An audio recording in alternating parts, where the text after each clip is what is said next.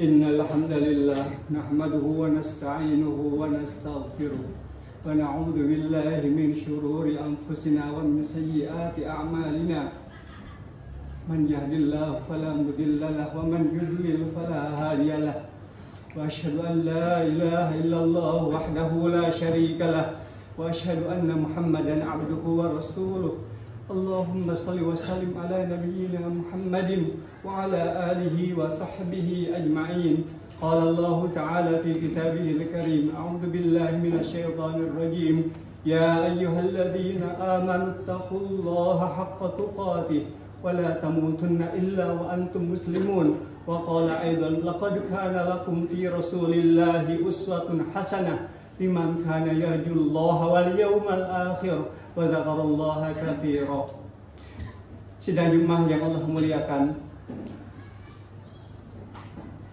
Rasul kita Nabi Muhammad Sallallahu Alaihi Wasallam adalah manusia yang paling mulia.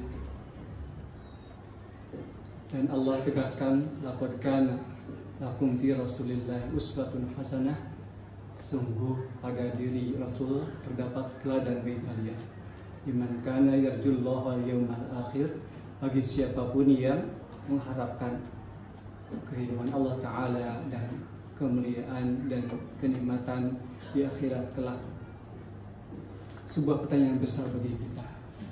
Sudahkah kita bersungguh-sungguh untuk mencintai beliau?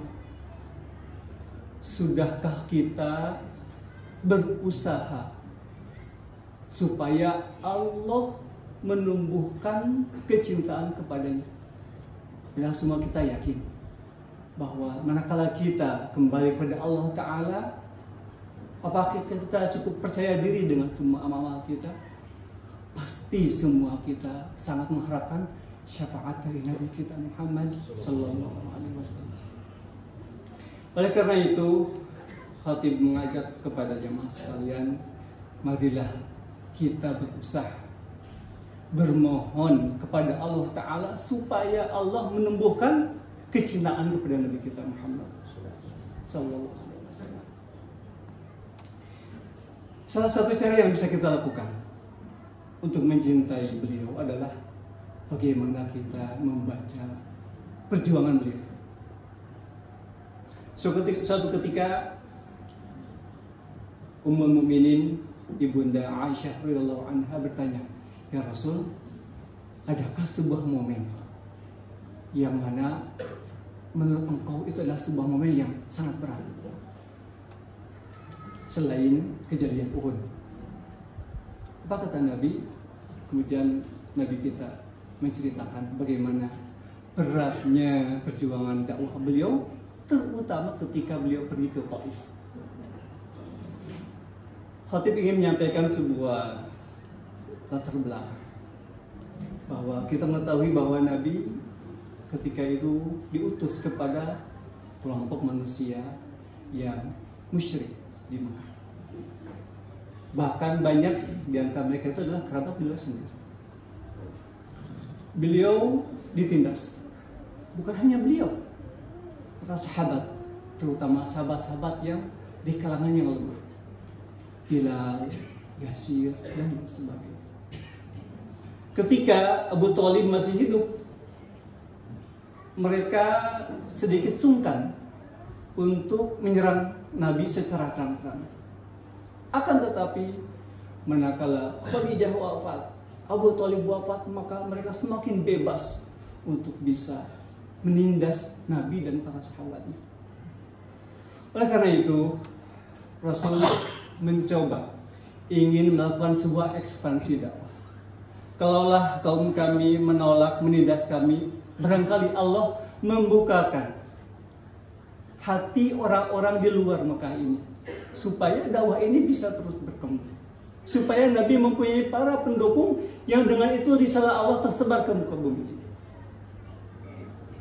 Kemudian pergilah beliau dengan Zaid bin Harithah ke Taif. Sepanjang jalan ketika ketemu kabilah-kabilah yang beliau temui, beliau ajak dakwah kepada agama Allah Subhanahu wa Ta'ala. Beliau menemui 3 orang tokoh adik kakak dari Bani Thaqif ketika itu. Ketemu menyampaikan maksud Nabi. Nabi menawarkan untuk masuk Islam dan kalau bisa sampai mendukung perjuangan beliau. Apa yang Nabi temui ketika itu? Nabi ditolak mentah-mentah. Bahkan Nabi diusir. Bukan hanya itu, mereka menggerakkan anak-anak kecil, hamba-hamba sahaya, mungkin orang yang katakanlah mungkin yang tidak punya akal untuk melempari beliau. Bayangkan jemaah sekalian, Nabi kita diusir, kemudian dilempari, sampai Zaid bin Harithah menjaga Nabi sampai berlumuran darah.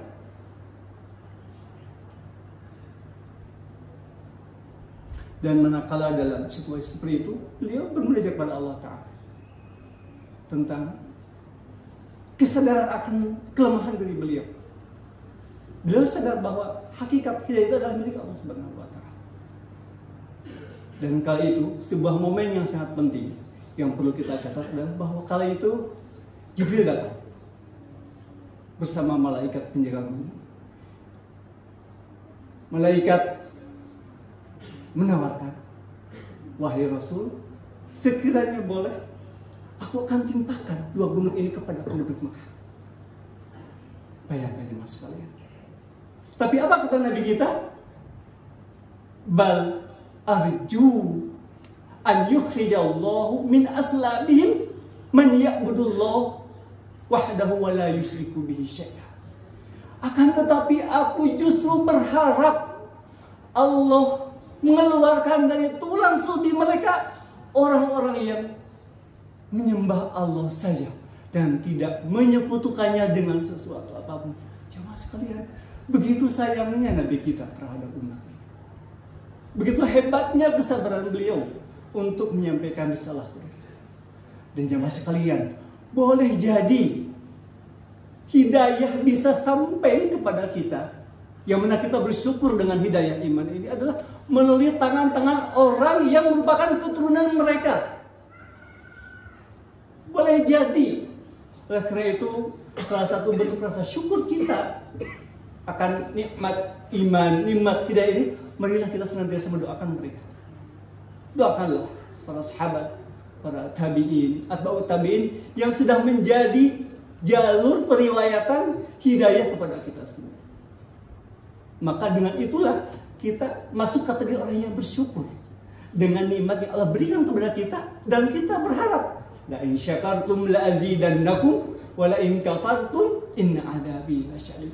Oleh karena itu jamaah sekalian, marilah kita bersungguh-sungguh untuk mensyukuri semua nikmat yang telah Allah berikan kepada kita, wabil khusus nikmat iman, nikmat hidayah, nikmat Islam yang ada dalam diri kita. Karena itu adalah modal yang paling mahal yang kita miliki manakala kita kembali pada Allah Subhanahu wa Ta'ala.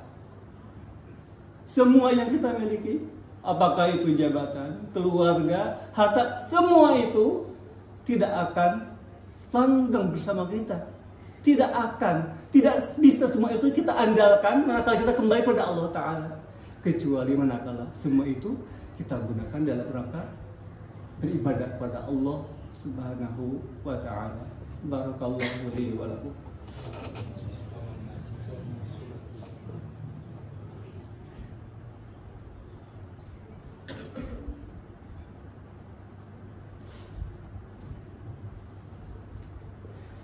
Alhamdulillahi rabbil alamin wa bihi nasta'inu ala umuri dunya waddin.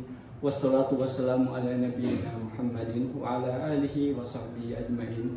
Hati berwasiat kepada diri pribadi dan jemaah sekalian, siapapun kita, apapun profesi kita, apapun level tingkat sosial dan ekonomi kita, yakinlah bahwa Allah membuka kesempatan seluas-luasnya bagi kita untuk menjadi orang yang mulia, asalkan kita punya ketakwaan.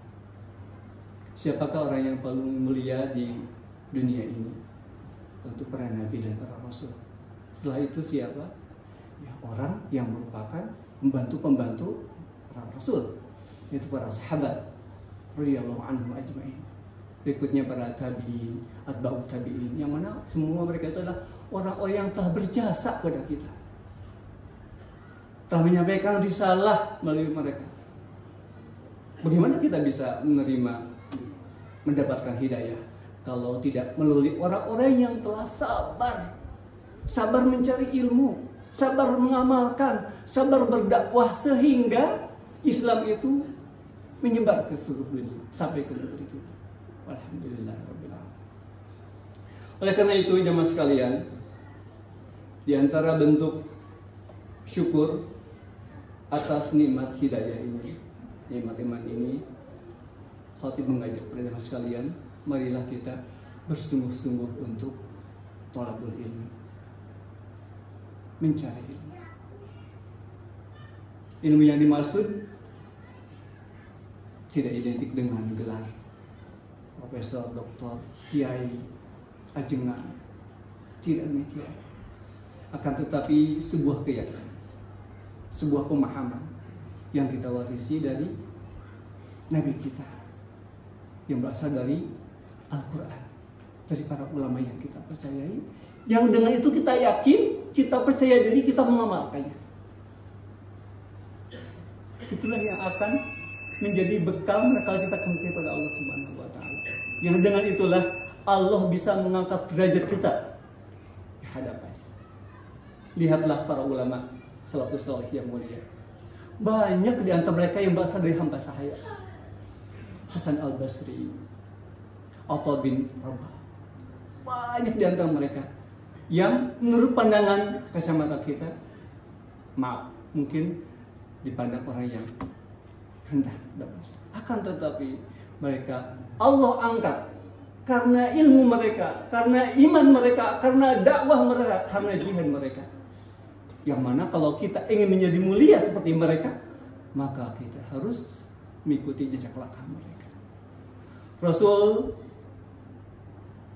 para nabi, para siddiqin, syuhada, sholihin, mereka mulia bukan karena kerajaan yang mereka miliki, bukan karena kekuasaan mereka, bukan karena harta mereka, akan tetapi karena ilmu, karena iman, karena amal, karena jihad mereka dalam menegakkan agama Allah Subhanahu wa taala. Semoga Allah taala menganugerahi kita keyakinan, ketulusan dalam menjalankan ketaatan kepadanya.